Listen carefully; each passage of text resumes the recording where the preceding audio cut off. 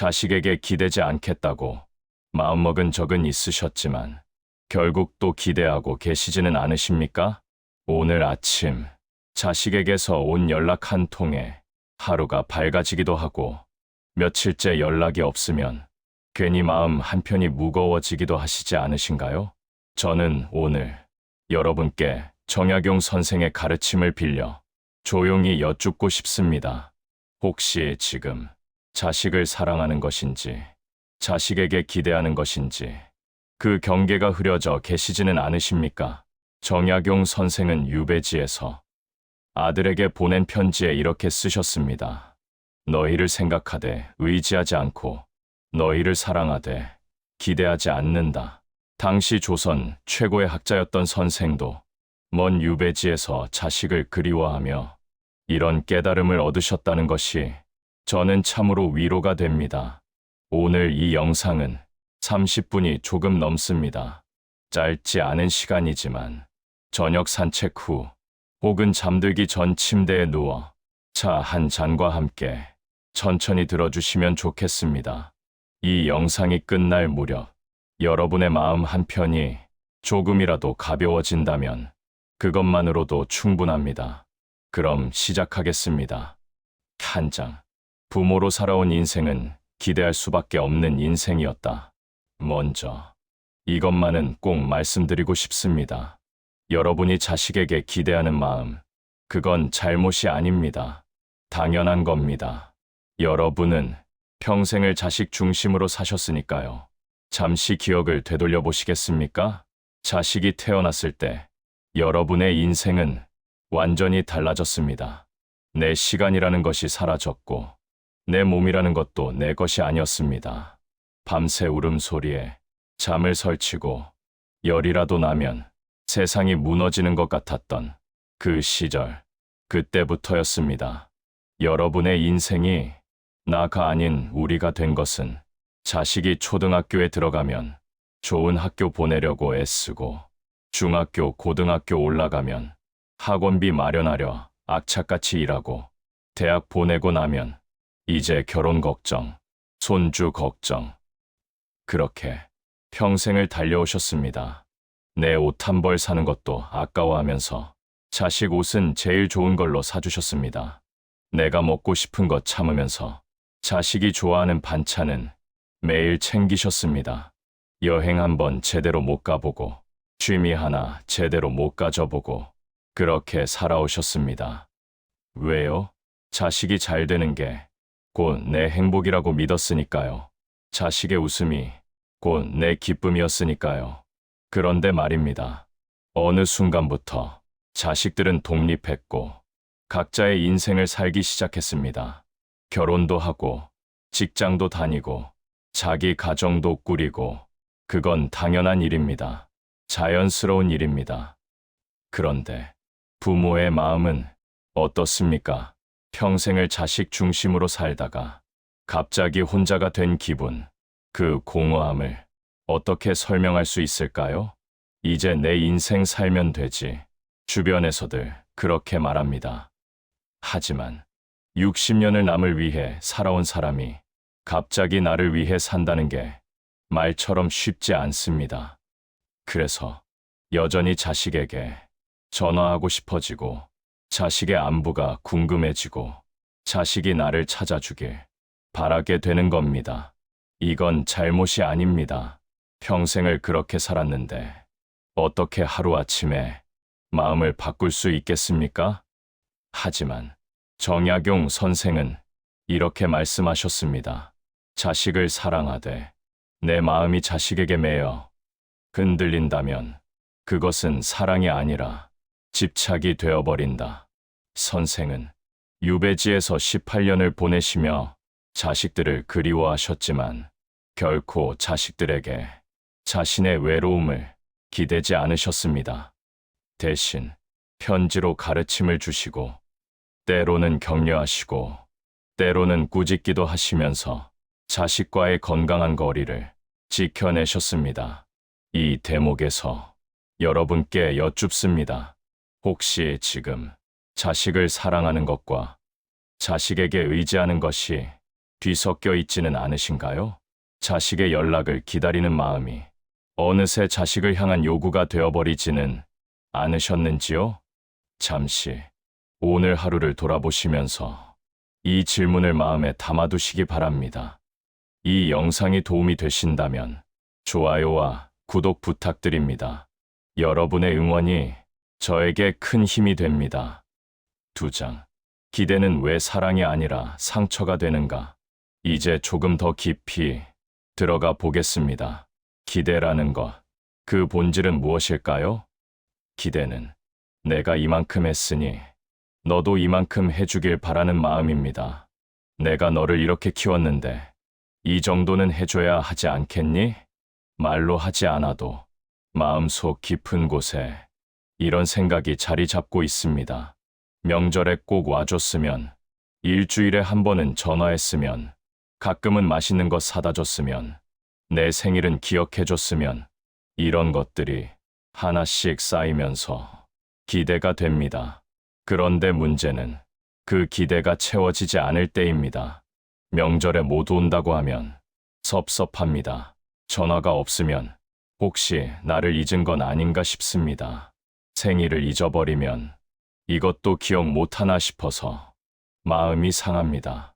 그리고 그 서운함이 입 밖으로 나옵니다. 너는 요즘 전화도 안 하냐? 바쁜 건 알지만 그래도 부모한테는 나는 내가 어릴 때 이런 말들이 자식의 귀에는 어떻게 들릴까요? 자식들도 압니다. 부모님이 자신을 위해 얼마나 많은 것을 희생하셨는지. 하지만 그 희생을 빛처럼 느끼는 순간 관계는 무거워집니다. 나는 부모님께 빚진 사람이라는 죄책감이 생기고 그 죄책감은 때로 회피로 이어지기도 합니다. 더 연락하기 싫어지고 더 보기 부담스러워지고 그러다 보면 관계는 점점 멀어집니다. 이것이 기대의 역설입니다. 가까워지고 싶어서 한 기대가 오히려 관계를 멀어지게 만듭니다. 정약용 선생은 이것을 이미 알고 계셨습니다. 부모가 자식에게 무언가를 바라는 순간 그것은 더 이상 순수한 사랑이 아니다. 거래가 되어버린다. 거래. 참 냉정한 표현이지만 곱씹어보면 맞는 말입니다. 내가 이만큼 했으니 너도 이만큼 해라. 이건 거래입니다. 내가 이만큼 사랑했으니 너도 나를 사랑해라. 이것도 거래입니다. 진짜 사랑은 아무것도 바라지 않습니다. 그냥 주는 겁니다. 그냥 사랑하는 겁니다. 돌려받을 생각 없이. 그게 쉽지 않다는 거 저도 압니다. 평생을 자식을 위해 살았는데 아무것도 바라지 말라는 게 얼마나 가혹하게 들리는지 저도 압니다. 하지만 여기서 하나만 생각해 보시면 좋겠습니다. 여러분이 기대해서 상처받았던 순간들 한번 떠올려 보시겠습니까? 자식이 약속을 지키지 않았을 때, 자식이 무심한 말을 했을 때, 자식이 나를 잊은 것 같았을 때, 그때 느꼈던 상처, 그건 자식이 준 상처일까요? 아니면 내 기대가 만든 상처일까요?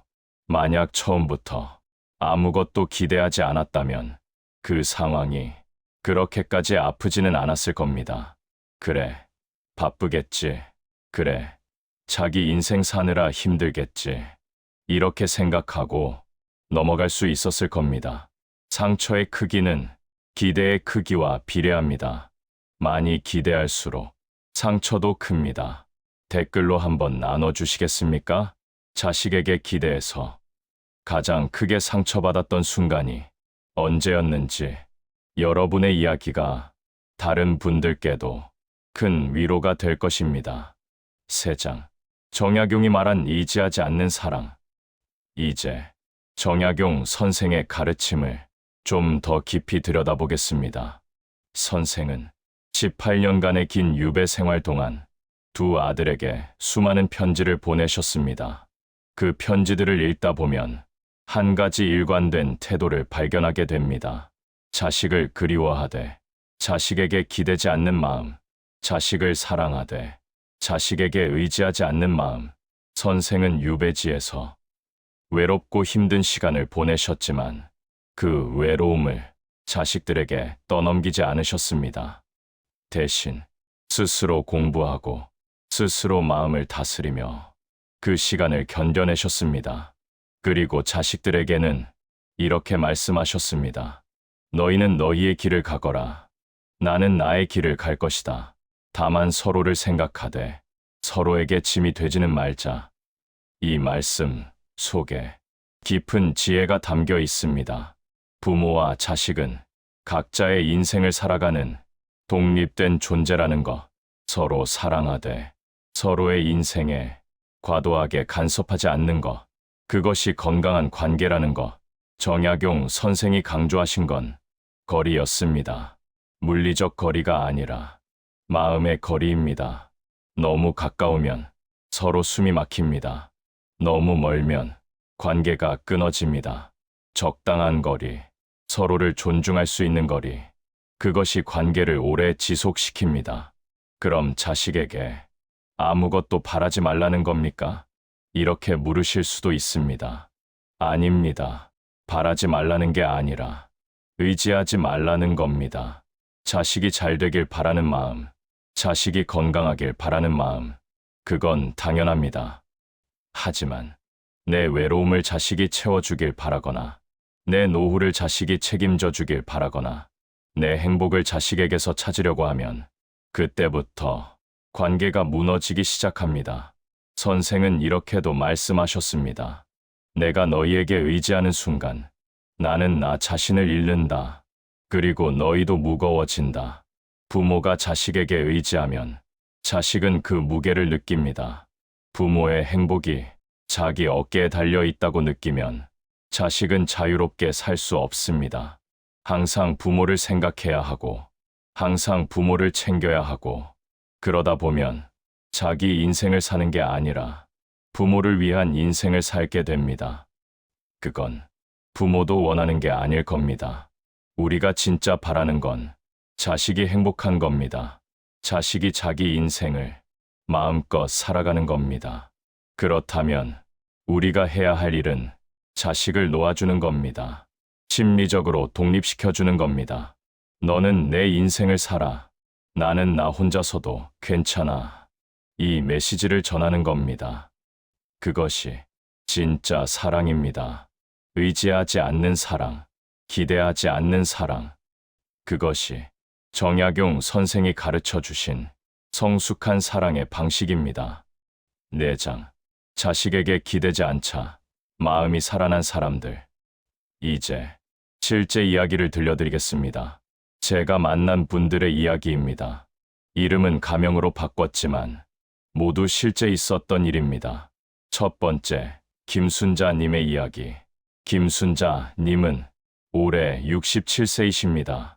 2 아들을 키우셨는데 큰아들은 서울에서 직장 다니고 작은 아들은 결혼해서 분당에 삽니다. 순자님은 늘 자식들 연락을 기다리셨습니다. 일주일에 한 번은 전화가 와야 마음이 놓였고 한 달에 한 번은 만나야 든든했습니다. 그런데 어느 날부터인가 연락이 뜸해졌습니다. 큰아들은 승진 준비로 바쁘고 작은 아들은 아이 키우느라 바쁘고 순자님은 하루에도 몇 번씩 휴대폰을 확인했습니다. 혹시 연락 왔나? 혹시 카톡 왔나? 그런데 없으면 하루 종일 기분이 안 좋았습니다. 저녁에 혼자 밥 먹으면서 눈물이 나기도 했습니다. 내가 뭐가 부족해서 아들들이 연락도 안 하나. 그러다가 어느 날 교회 친구분이 해주신 말씀이 마음에 박혔습니다. 언니, 아들들 기다리지 말고 언니 인생 살아요. 아들들은 아들들 인생 있어요. 처음엔 그 말이 섭섭했습니다. 내가 자식 기다리는 게 뭐가 잘못인가? 하지만 곰곰이 생각해보니 맞는 말 같았습니다. 자식들 연락 기다리면서 하루하루 흔들리는 것보다 내 할 일 하면서 평온하게 사는 게 낫겠다 싶었습니다. 그래서 순자님은 마음을 바꿨습니다. 연락 오면 반갑게 받고 안 오면 그러려니 하기로. 대신 자신의 시간을 채우기 시작했습니다. 오랫동안 미뤄뒀던 서예 배우기를 시작했고, 동네 복지관에서 하는 노래교실도 다니기 시작했습니다. 신기한 일이 일어났습니다. 아들들 연락이 줄어든 것도 아닌데 마음이 덜 흔들렸습니다. 연락이 와도 좋고 안 와도 괜찮았습니다. 왜냐하면 순자님의 하루가 이미 충분히 채워져 있었으니까요. 어느 날 작은아들이 전화해서 물었습니다. 엄마, 요즘 뭐 하세요? 예전보다 목소리가 밝으신 것 같은데. 순자님은 웃으며 대답했습니다. 엄마도 엄마 인생 사는 중이야. 너희는 너희 인생 잘 살아. 그 후로 관계가 더 편해졌습니다. 아들들도 부담 없이 연락하고, 순자님도 기대 없이 받아들이고, 아무것도 바뀌지 않았지만 마음은 무너지지 않았습니다. 두 번째, 박영수님의 이야기. 박영수님은 올해 64세이십니다. 은퇴하고 나서 딸에게 자주 연락했습니다. 밥은 먹었니? 요즘 회사는 어떠니? 주말에 시간 있으면 집에 올래? 딸은 처음엔 잘 받아줬지만 점점 귀찮아하는 기색이 역력했습니다. 아빠, 저 바빠요. 아빠, 주말에 약속 있어요. 영수님은 서운했습니다. 은퇴하고 나니 나한테 남은 게 자식밖에 없는데 그 자식마저 나를 귀찮아하는구나. 그런 생각이 들자 더 우울해졌습니다. 그러던 어느 날 옛 직장 동료를 만났습니다. 그 동료는 은퇴 후 봉사활동을 하고 있었습니다. 영수야, 나도 처음엔 허전했는데 봉사하러 다니니까 괜찮더라. 너도 한번 해봐. 영수님은 반신반의하면서 봉사센터를 찾아갔습니다. 처음엔 어색했지만 하다 보니 보람이 느껴졌습니다. 독거노인들 식사 배달하고 어르신들 말벗 되어드리고 그러면서 자신도 위로받는 기분이었습니다. 나보다 더 외로운 사람들이 이렇게 많구나.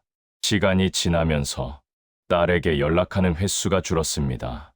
바쁘니까, 할 일이 있으니까. 그런데 신기하게도 딸이 먼저 연락하기 시작했습니다. 아빠, 요즘 뭐 하세요? 봉사활동 재밌어요? 응, 재밌다.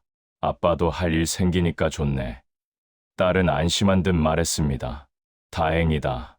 아빠가 혼자 계시는 게 걱정됐거든요. 영수님은 그제야 깨달았습니다. 딸이 자신을 귀찮아한 게 아니라 자신에게 의지하는 아빠가 부담스러웠던 거라는 걸.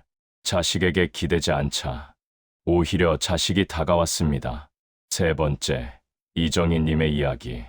이정희님은 올해 69세이십니다. 세 자녀를 두셨는데 모두 결혼해서 각자 살고 있습니다. 정희님은 명절 때마다 스트레스를 받으셨습니다. 다들 와야 하는 거 아닌가? 큰 명절인데 얼굴이라도 봐야 하는 거 아닌가? 그런데 아이들은 각자 사정이 있었습니다. 큰딸은 시댁에 가야 하고, 아들은 해외여행 계획이 있고, 작은 딸은 아이가 아파서 못 오고, 정희님은 섭섭했습니다. 내가 평생 고생해서 키웠는데 명절 하루 와주는 것도 힘든가?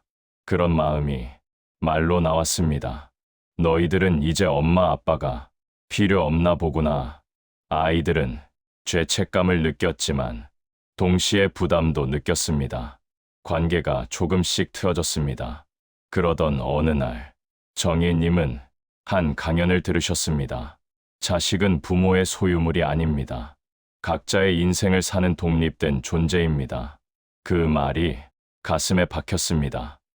맞다. 애들도 애들 인생이 있지. 내가 너무 욕심을 부린 거구나. 정희님은 아이들에게 문자를 보냈습니다. 엄마가 미안해. 너희들 사정도 생각 안 하고 너무 오라고만 했네. 각자 편한 대로 해. 대신 건강하게만 살아. 아이들은 놀라면서도 안심했습니다. 엄마, 괜찮으세요? 무슨 일 있으세요? 아니, 엄마가 생각을 좀 바꿨어. 너희들 인생은 너희 것이니까. 그 후로 명절이 편해졌습니다. 오는 아이는 오고, 못 오는 아이는 안 오고, 그래도 괜찮았습니다. 대신 아이들이 명절 아닌 날에도 자주 연락했습니다. 부담이 없으니까 오히려 편하게 연락하게 된 겁니다.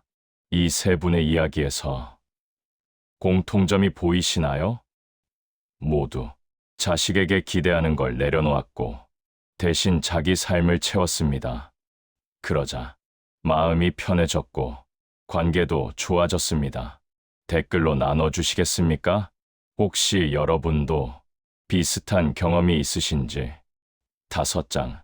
노년의 마음을 지키는 자식과의 거리. 이제 구체적으로 어떻게 하면 되는지 말씀드리겠습니다. 정약용 선생의 가르침을 오늘날 우리 삶에 적용하려면 다음 5가지를 기억하시면 좋겠습니다. 첫 번째, 기대가 올라올 때 말하지 않는다. 자식에게 뭔가 바라는 마음이 생길 때 그 순간 잠깐 멈춰보시기 바랍니다. 그리고 스스로에게 물어보세요. 이걸 꼭 말해야 하나? 이게 정말 필요한 요구인가? 아니면 그냥 내 외로움을 달래려는 건가? 만약 후자라면 말하지 마세요. 그 말은 자식에게 부담이 됩니다. 대신 그 외로움을 다른 방식으로 채우세요. 친구에게 전화하거나 산책을 나가거나 좋아하는 음악을 듣거나 말하지 않는 것, 그것도 사랑입니다. 두 번째, 비교하지 않는다. 남의 집 자식은 부모한테 효도를 잘하던데 이런 생각 하지 마세요. 비교는 독입니다. 내 자식을 남의 자식과 비교하면 내 자식은 항상 부족해 보입니다. 그리고 그 부족함이 원망으로 쌓입니다. 하지만 생각해 보세요. 남의 집 사정을 우리가 다 알까요? 겉으로 보이는 것만 보고 판단하는 겁니다. 우리 자식도 나름대로 최선을 다하고 있을 겁니다. 그걸 인정해 주세요. 비교하지 말고 있는 그대로 봐주세요. 세 번째, 연락의 빈도로 사랑을 재지 않는다. 일주일에 한 번 전화하는 자식과 한 달에 한 번 전화하는 자식, 누가 더 효자일까요? 답은 없습니다. 연락의 빈도와 사랑의 깊이는 비례하지 않습니다. 어떤 자식은 매일 전화해도 마음은 멀고 어떤 자식은 가끔 연락해도 마음은 가깝습니다. 중요한 건 빈도가 아니라 진심입니다. 자식이 보내는 작은 신호들, 그걸 읽어주세요. 바쁜 와중에 보낸 짧은 문자, 엄마 건강하세요라는 한 줄, 그것만으로도 충분합니다. 네 번째, 도움을 요청하기 전에 한번 멈춘다. 자식에게 뭔가 부탁하고 싶을 때 한 번 더 생각해 보세요. 이걸 꼭 자식한테 부탁해야 하나? 다른 방법은 없나? 물론 정말 급하고 중요한 일이라면 자식에게 부탁해야 합니다. 하지만 작은 일들, 혼자서도 해결할 수 있는 일들을 자꾸 자식에게 의지하면 자식은 부담을 느낍니다. 엄마 아빠가 나 없이는 아무것도 못 하시나? 이런 생각이 들면 자식도 힘듭니다. 가능하면 스스로 해결하세요. 그것이 자식을 배려하는 길입니다. 5번째, 자식의 인생과 나의 인생을 분리한다. 이게 가장 중요합니다. 자식의 성공이 곧 나의 성공은 아닙니다. 자식의 행복이 곧 나의 행복은 아닙니다. 자식은 자식의 인생을 살고 나는 나의 인생을 삽니다. 물론 서로 영향을 주고받지만 그래도 근본적으로는 각자의 인생입니다. 자식이 잘 되면 기쁘고 자식이 힘들면 걱정되지만 그렇다고 해서 내 인생 전부를 자식에게 걸지는 마세요. 나에게도 내 인생이 있습니다. 내가 좋아하는 것, 내가 하고 싶은 것, 내가 꿈꾸는 것, 그걸 찾아서 살아가세요. 이 5가지 한꺼번에 다 하려고 하지 마세요. 하나만 해도 충분합니다. 오늘부터 딱 하나만 실천해 보세요. 그것만으로도 마음이 달라질 겁니다. 이 영상이 도움이 되셨다면 주변에 비슷한 고민을 하시는 분들께 공유해 주시면 감사하겠습니다. 에필로그. 이제 영상을 마무리할 시간입니다. 오늘 30분 동안 여러분과 함께 깊은 이야기를 나눴습니다. 자식에게 기대하는 마음, 그 마음이 얼마나 당연한지, 그러나 동시에 그 기대가 얼마나 우리를 힘들게 하는지, 그리고 기대하지 않아도 사랑할 수 있다는 것, 정약용 선생의 가르침을 통해 함께 생각해 봤습니다. 마지막으로 한 가지만 더 말씀드리겠습니다. 자식에게 기대지 않는다고 사랑이 줄어드는 것은 아닙니다. 오히려 그때부터 관계는 오래 갑니다. 기대가 없으니 실망도 없고 의지하지 않으니 원망도 없습니다. 그냥 있는 그대로 자식을 바라보고 있는 그대로 사랑할 수 있게 됩니다. 그것이 진짜 사랑입니다. 조건 없는 사랑, 대가 없는 사랑, 그냥 주는 사랑. 그런 사랑을 받은 자식은 언젠가 알게 됩니다. 아, 우리 부모님은 나에게 아무것도 바라지 않으시는구나. 그냥 나를 사랑하시는구나. 그 깨달음이 오면 자식은 스스로 부모에게 다가옵니다. 강요받아서가 아니라 진심으로. 시간이 걸릴 수도 있습니다. 하지만 기다릴 만한 가치가 있습니다. 정약용 선생은 18년의 유배 생활을 마치고 집으로 돌아오셨을 때 아들들과 재회하셨습니다. 그 긴 세월 동안 서로를 그리워했지만 서로에게 의지하지 않았기에 만남은 더욱 깊고 진실했습니다. 선생은 아들들에게 이렇게 말씀하셨습니다. 너희와 떨어져 있는 동안 나는 너희를 놓아주는 법을 배웠다. 그리고 그것이 진짜 사랑임을 알게 되었다. 여러분도 오늘부터 조금씩 놓아주는 연습을 해보시면 어떨까요? 자식을 향한 기대를 조금씩 내려놓고 대신 나 자신을 채워보는 겁니다. 그러면 어느 날 마음이 편해진 자신을 발견하게 될 겁니다. 오늘 이 영상을 들으시고 자식에게 하지 않아도 될 기대 하나 내려놓을 수 있으시겠습니까? 댓글로 나눠주세요. 저는 이런 기대를 내려놓겠습니다. 여러분의 결심이 다른 분들께도 큰 용기가 될 것입니다. 그리고 이 영상이 도움이 되셨다면 좋아요와 구독 부탁드립니다. 구독 버튼을 누르시면 앞으로 이런 주제의 영상들을 계속 만나보실 수 있습니다. 다음 영상에서는 노년의 친구 관계에 대해 이야기해 보려 합니다. 자식도 중요하지만 친구도 중요하니까요. 함께 나이 들어가는 친구, 그 소중함에 대해 다음에 또 만나 뵙겠습니다. 오늘 하루도 평안하시길 바랍니다. 여러분은 충분히 훌륭한 부모이셨고 지금도 그러하십니다. 다만 이제는 자식의 부모이기 전에 여러분 자신으로 살아가실 시간입니다. 그 시간이 여러분께 평화롭고 아름답기를 바랍니다. 감사합니다.